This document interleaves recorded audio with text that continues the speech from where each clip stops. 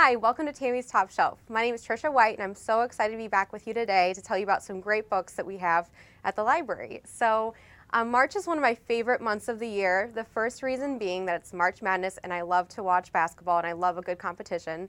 And the second reason is that March is reading month.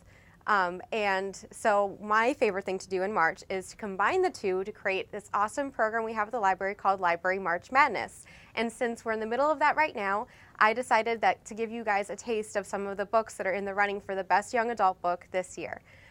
So the first book I'm going to highlight is Children of Blood and Bone. This is one of my favorite books that came out this past year. It is a really dark black speculative fiction fantasy. It's about a girl named Zelly who lives in a land where there used to be magic. She's actually a magi, but they've been downtrodden, and a tyrant took magic away from their kingdom. And so she's kind of finds herself in this role of being the chosen one, whose role it is to go back and get magic back to their kingdom. And it is such an inspiring story. There's so many parallels to her world and ours. And it's also so rare to find fantasy in young adult that comes from West African folklore. It's just an awesome read. I could not recommend it more highly.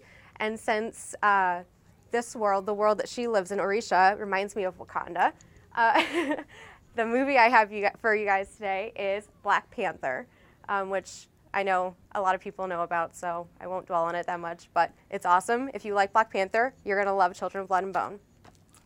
The other books I have for you today are Sadie by Courtney Summers. This one is a really awesome story.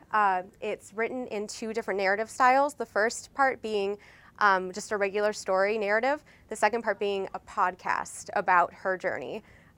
This one is super dark, very gripping mystery, and it's one that you'll just fly through. Dread Nation by Justina Ireland.